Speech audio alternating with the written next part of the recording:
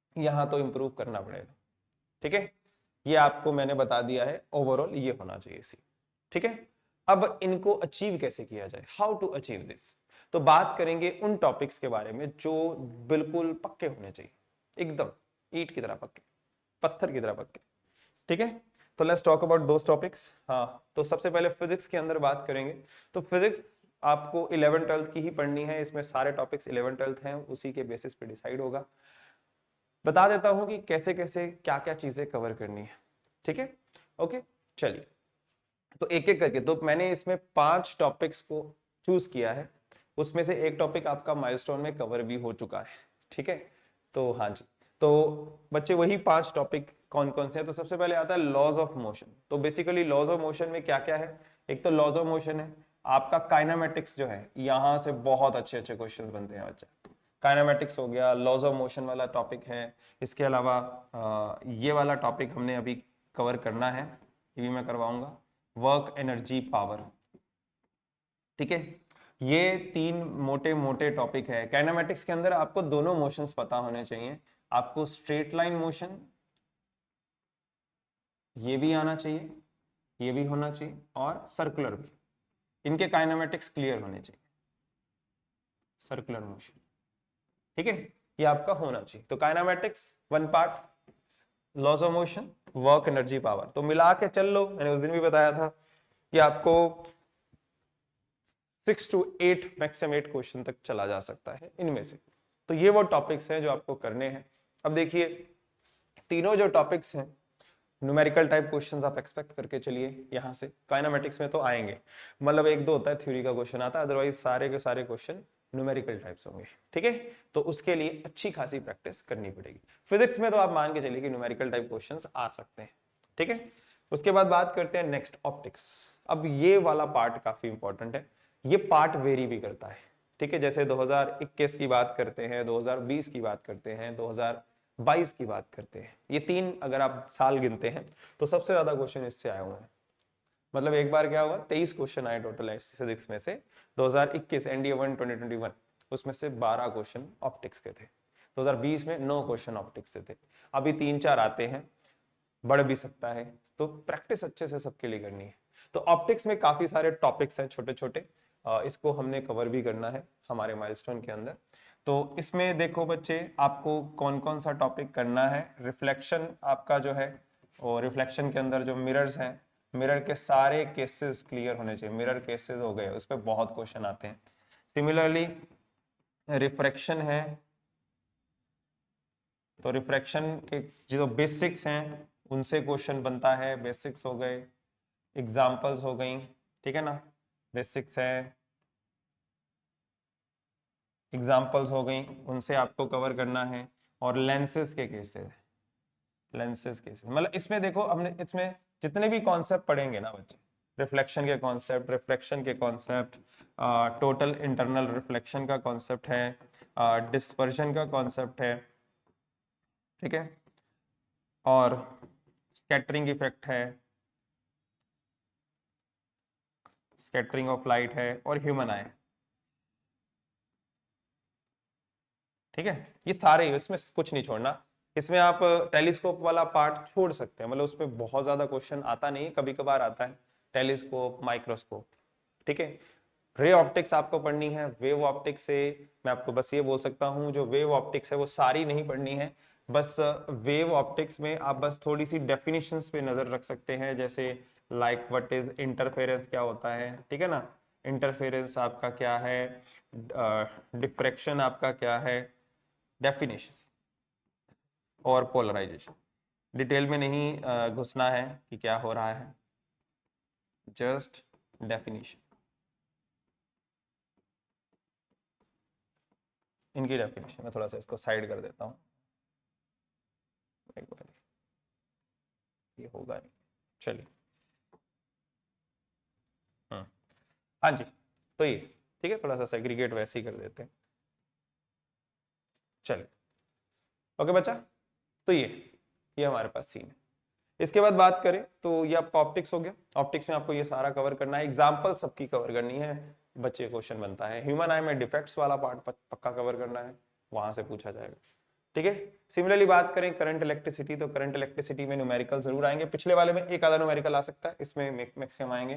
तो न्यूमेरिकल्स तो मैं पहले ही लिख देता हूँ न्यूमेरिकल्स, और इसमें जो है होल चैप्टर ही आप कवर करिए, क्योंकि इससे सबसे अच्छे अच्छे और बढ़िया क्वेश्चन निकलते हैं, चाहे वो ओम्स लॉ हो, ठीक है, ओम्स लॉ हो, चाहे वो आपका रेजिस्टेंस के क्वेश्चंस हो, रेजिस्टेंस के फैक्टर्स हो गए, कॉम्बिनेशन ऑफ रेजिस्टेंस, पावर के कॉन्सेप्ट हो गया, हीटिंग इफेक्ट हो गया, ठीक है, ये सारा कवर करना है। इसमें ग्राफ्स बहुत हैं, ग्राफ्स वाला भी देख लीजिएगा, ग्राफ से भी क्वेश्चन आता है, ग्राफ्स, एग्जाम्पल, सारी चीजें क्लियर होनी चाहिए, ठीक है। सिमिलरली आगे चलते हैं, तो आगे आता है ओसिलेशन एंड वेव्स, ये वाला टॉपिक। अब बच्चे इसको दो हिस्सों में आप समझ लीजिए, एक इसमें एसएचएम वाला पार्ट है, सिंपल हार्मोनिक मोशन वाला, और एक पार्ट है साउंड वाला, यहां से भी क्वेश्चन बढ़िया बनते हैं, ठीक है। तो एसएचएम में जो बेसिक्स हैं, बेसिक फॉर्मूलाज है, बेसिक फॉर्मूला हो गए, जैसे डिस्प्लेसमेंट का formula, velocity, acceleration, kinetic energy, potential energy हो गया। इसके अलावा पेंडुलम जो है, चाहे वो आपका एक आपका स्प्रिंग पेंडुलम है और एक आपका सिंपल पेंडुलम है, दोनों के ये हो गए। यहां से भी दोनों तरह का क्वेश्चन बनता है, कंसेप्चुअल भी बनेगा और न्यूमेरिकल भी बनेगा, ठीक है, ये वाला आएगा यार। यहाँ पे साउंड में से इसके सारे प्रॉपर्टीज, लाइक साउंड की कैरेक्टरिस्टिक्स जितनी भी हैं वो आपको आनी चाहिए, ठीक है। कैरेक्टरिस्टिक्स हो गया, ओके, इसके जो वेव अपनी वेव की जो आप समझ लीजिए प्रॉपर्टीज हैं, जैसे एम्पलीट्यूड, वेवलेंथ, फ्रीक्वेंसी, यहाँ पे लाउडनेस, पिच वगैरह आ जाएगा, वो वाला हिस्सा कवर करना है। और बच्चे इसमें न्यूमेरिकल एक आता है, वो न्यूमेरिकल किस पे आता है, स्पीड वाला। स्पीड का दो फॉर्मूला, एक स्पीड पे आता है बच्चे, जैसे फॉर्मूला होता है स्पीड का डिस्टेंस अपॉन टाइम, और वेव के लिए होता है फ्रीक्वेंसी इनटू वेवलेंथ। इस पे क्वेश्चन आ सकता है, या किस पे आएगा, एको पे आएगा, यहाँ पे न्यूमेरिकल आ सकता है, एको पे न्यूमेरिकल आएगा, या इसमें आएगा जरूर ये मैं बोल के दे रहा हूँ, गारंटी दे रहा हूँ, आएगा जरूर, ठीक है। इसमें से अगर जो मैक्सिमम न्यूमेरिकल बनता है, मतलब जो अच्छा जो आता ही आता है वो टाइम पीरियड पे आ जाता है, नहीं आएगा तो फिर वो एक्सेलेरेशन वेलोसिटी पे आ जाएगा, ठीक है। तो ये हमारा ओसिलेशन एंड वेव्स वाला पार्ट है, ओके बच्चा। नेक्स्ट हमारे पास क्या आता है, नेक्स्ट आता है मैग्नेटिज्म। अब मैग्नेटिज्म में न्यूमेरिकल आने के चांसेस बहुत रेयर है, बहुत रेयरली आता है, लेकिन जो चीज आती ही आती है वो है कुछ लॉज एंड रूल्स। जैसे एक आता है बच्चे आपका लॉरेंट्स लॉ, ये हो गया, इस पे क्वेश्चन आता है, बहुत साल तो लगातार आया है, 7-8 बार आया है लॉरेंट्स लॉ का क्वेश्चन, ठीक है। उसके अलावा यहाँ पे क्या आते हैं, रूल्स आते हैं, जैसे right hand thumb rule, right hand thumb rule हो गया। उसके अलावा फ्लेमिंग राइट हैंड रूल, ठीक है। मतलब मैग्नेटिज्म में मैं सारे गिन के चल रहा हूँ, इलेक्ट्रोमैग्नेटिज्म भी गिन के चल रहा हूँ, ठीक है, क्योंकि उसमें है Fleming right hand rule, right hand rule, ये उसमें, ठीक है। फिर आता है फ्लेमिंग का, मैं सारा अच्छे से लिख के जा रहा हूँ, ठीक है, ताकि तुम्हें याद रहे। लेफ्ट हैंड रूल, ये लेफ्ट हैंड रूल इसमें लगेगा, ठीक है। इसके अलावा होता है राइट हैंड थंब रूल, इस पे एक क्वेश्चन तो पक्का बनना ही है, इन चारों इनमें से कोई भी रूल आएगा, राइट हैंड थंब रूल इस पे आएगा, ये आएगा, पक्का आएगा, ठीक है। उसके अलावा बात करें, चलो ये तो हो गया हमारे रूल्स, इसके अलावा और कौन सा है, इसके अलावा Faraday's law of electromagnetism, electromagnetism में डेफिनेशंस, वो फैराडेज लॉ, दो लॉज हैं, दोनों ही आपको क्लियर होने चाहिए। और एक आपने क्या करना है, एसी जनरेटर के बेसिक्स पता होने चाहिए, एसी प्लस डीसी दोनों, एसी और डीसी जनरेटर के बेसिक्स पता होने चाहिए, वो बेसिक्स पे एक क्वेश्चन जरूर पूछता है, ठीक है। तो बच्चों ये हो गया फिजिक्स, ओके। इसके अलावा मतलब ये हमने सारी चीजें कर ली, जैसे ये सारा मैंने लिख दिया है, इसका आपको पीडीएफ भी मिल जाएगा, डोंट वरी अबाउट इट। इसके अलावा जो प्रेशर वाला कॉन्सेप्ट है, प्रेशर वाला कॉन्सेप्ट अच्छे से कर लेना, आर्किमिडीज प्रिंसिपल कर लेना भाई, दो क्वेश्चन बनते हैं यहां से, बनेंगे जरूर, ये आपको बताना चाहिए। और हीट ट्रांसफर जो है उसकी डेफिनेशन थोड़ी सी क्लियर हो जाए। हीट ट्रांसफर एंड हीट्स, बस ये इनके चांसेस रहेंगे। ये तो आएंगे आएंगे, इनके चांसेस होते हैं, हमेशा नहीं आता है। ओके, तो ये हमारा फिजिक्स हो गया बच्चे। Okay, cover. Now we will talk about chemistry. अब केमिस्ट्री में 4 मेन टॉपिक्स आपके हैं। सबसे पहला टॉपिक है अपना एसिड बेसिस सॉल्ट। 3-4 क्वेश्चन आराम से आएंगे। इसमें आपको क्या करना है, इसमें आपको जो ऑर्गेनिक एसिड है, ऑर्गेनिक एसिड्स होते हैं उनकी एग्जाम्पल्स आपको क्लियर होनी चाहिए, और ऑर्गेनिक एसिड की एग्जाम्पल पक्का पता होनी चाहिए। उसके अलावा जो इनऑर्गेनिक एसिड्स होते हैं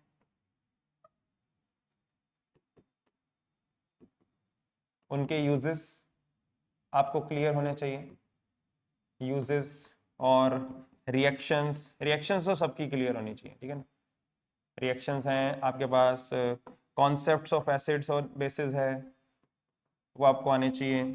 सेम चीज कॉन्सेप्ट्स में 3 कॉन्सेप्ट हैं, Arrhenius, Bronsted Lowry and your G N Lewis, वो आने चाहिए। आपके जो बेसिस हैं, बेसिस की भी आपको एक तो एग्जांपल्स क्लियर होनी चाहिए, एग्जांपल्स पे बनेगा, और रिएक्शंस। इसके अलावा मतलब इसमें सारा चैप्टर आना चाहिए यार, सीधी सी भाषा में बताऊं, इंडिकेटर। और वो भी कौन सा चैप्टर आपका 10th वाला, 10th वाला इनफ है, 10th वाला इनफ है। कुछ ये 3 कॉन्सेप्ट हैं, ये आपको 11th क्लास की बुक में मिलता है, ये आपको 11th से होगा, बाकी सारा कवर होना चाहिए। सॉल्ट्स हो गया, सॉल्ट्स में बच्चे देखो, अब सॉल्ट्स के नाम जरूर पता, सॉल्ट्स क्या, एसिड हो गया, बेस हो गया, सॉल्ट्स हो गया, इन सब के केमिकल नेम, इन सब के कॉमन नेम, इन सब के फॉर्मूलाज, इन सब के यूजेस, इन सब के वाटर ऑफ क्रिस्टलाइजेशन, ये सारी आनी चाहिए, ठीक है। तो इससे 4-5 क्वेश्चन बनेंगे और सारे सही कर जाओगे, ठीक है, सारे के सारे सही कर जाओ। ओके बच्चा, जस्ट इट। हाँ जी, सो ये वो सारे टॉपिक्स हैं जो आपको एसिड बेसिस सॉल्ट्स में कवर करने हैं। इसके बाद बात करते हैं मेटल्स एंड नॉन मेटल्स की। तो मेटल्स और नॉन मेटल्स में देखो 2 चीजें हैं, दोनों की फिजिकल प्रॉपर्टीज, मतलब ये टॉपिक भी आपको 10th से कवर करना है, इसमें आपको 11th-12th जाने की जरूरत नहीं है, बट ये कुछ चीजें हैं जो 11th-12th से होती हैं, तो काम करिएगा। I will cover in the milestone, सारा कवर हो जाएगा, ठीक है। फिजिकल प्रॉपर्टीज हो गई इनकी, दोनों की फिजिकल प्रॉपर्टीज और केमिकल प्रॉपर्टीज। देखो इसमें 3 चीजें हैं, फिजिकल प्रॉपर्टीज हैं, केमिकल प्रॉपर्टीज हैं, और तीसरे हैं अलॉयज। यही मेनली पूछना है, तो यही हम कवर भी कर लेंगे। आपने अगर कवर कर लिया है वेल एंड गुड है, ठीक है। इसके अलावा बात करते हैं मैटर। अब मैटर में देखो, मैटर का छोटा सा चैप्टर है, बहुत बड़ा चैप्टर नहीं है। 9th class, sorry 10th class की जो अपना जो है 9th class, sorry 9th class का जो बुक है उसमें सारा कवर्ड है, ठीक है। 9th क्लास की जो बुक है वो पढ़ लीजिएगा, 2 चैप्टर हैं। आई विल एडवाइस कि आप लखमीर सिंह से पढ़ लो, बेटर है। बहुत अच्छे क्वेश्चन, मतलब बहुत सारे क्वेश्चंस प्रैक्टिस करने को मिल जाएंगे। पर मैटर में करना क्या क्या है, तो मैटर में क्लासिफिकेशन है इनकी, लाइक सॉलिड्स की हो गया, सॉलिड्स वाला कॉन्सेप्ट हो गया, सॉलिड लिक्विड गैसेस वाला, या फिर वो मतलब दोनों तरह की क्लासिफिकेशन, वो फिजिकल क्लासिफिकेशन है या आपका मिक्सचर वाला कॉन्सेप्ट है, सॉल्यूशंस वाला केमिकल क्लासिफिकेशन। और क्या करना है इसमें, एक और चीज आपको जो कवर करनी है, that is your what, that is separation techniques. ये बहुत आती है, इनसे क्वेश्चन, सब्लिमेशन से ज्यादातर क्वेश्चन बनता है, पता होनी चाहिए कौन कौन सी होती है। 1 question you are definitely going to get from A, पक्का, इससे पक्का है, ठीक है। इतना मैं तुम्हें बोल सकता हूं। इसके अलावा 10th क्लास की बुक उठाओगे और क्या कवर करोगे, एक चैप्टर कवर करना है बच्चे, फर्स्ट चैप्टर है केमिकल रिएक्शंस। 1 या 2 क्वेश्चन पक्के मिलने हैं सीधे सीधे, 1 या 2 गारंटेड, बोल के दे रहा हूं। एक यहां से, एक दो यहां से, बोल रहा हूं आएंगे, ठीक है। तो ये आपके टॉपिक्स हैं फ्रॉम मैटर। मैटर के बाद बात करें, कार्बोनेट्स कंपाउंड है।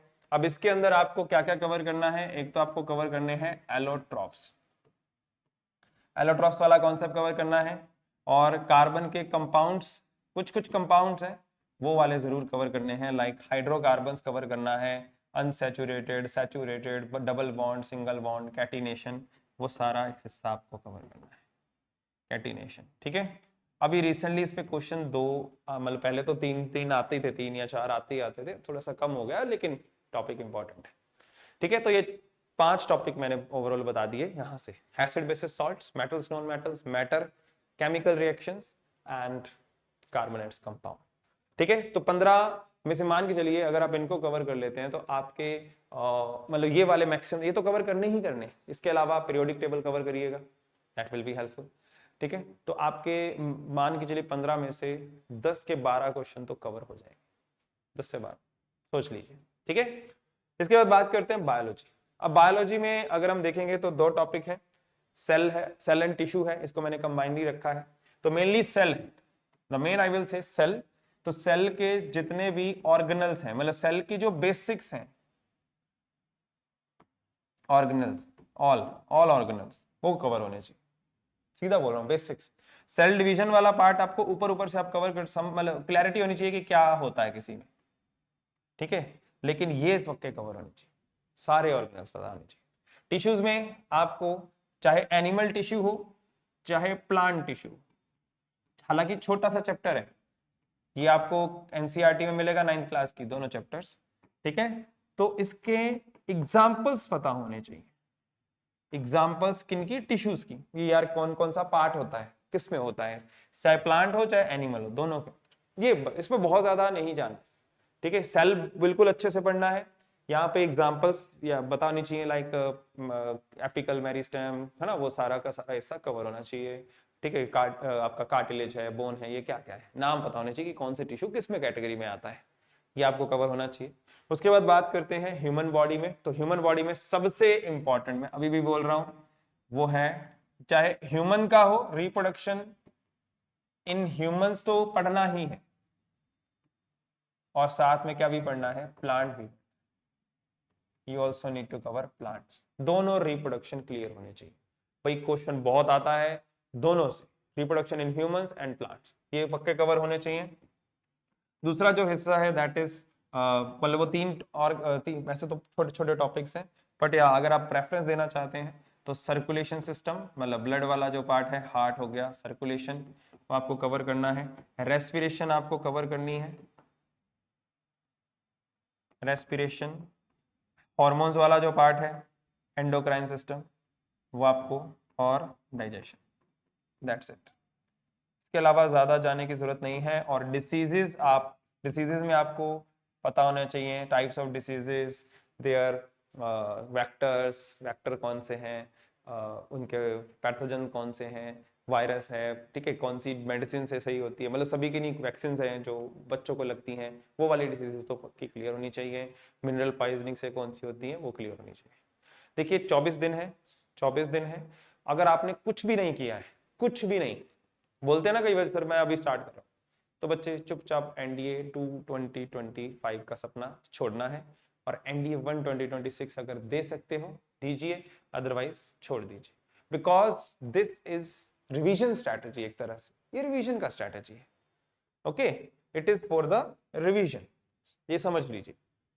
24 दिन है, 24 दिन में जो जो छूटा है या थोड़ा सा कच्चा पक्का है उसको करने का तरीका है, लास्ट स्ट्रेटेजी है, इसके बाद कोई स्ट्रेटेजी नहीं आने वाली, this is my last strategy.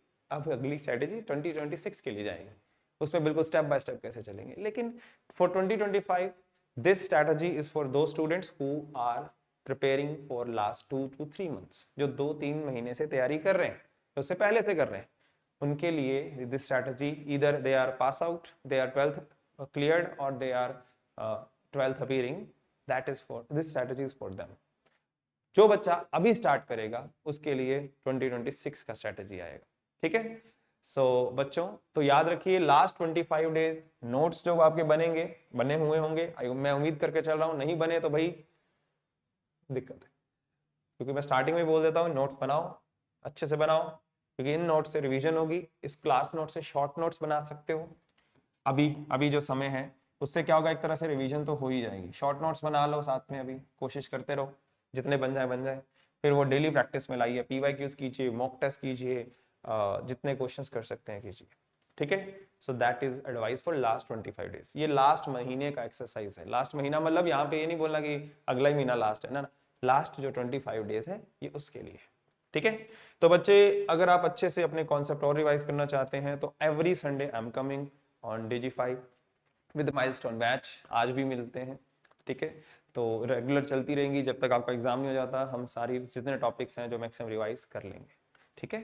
So thank you very much for joining me. I hope इस वीडियो से मैंने सारे एस्पेक्ट्स कवर करने की कोशिश करी है और आई थिंक कवर हो भी गए हैं। So thank you very very much. So अब मिलेंगे बच्चे माइलस्टोन में सबको, तब तक के लिए बाय बाय, टेक केयर, जय हिंद।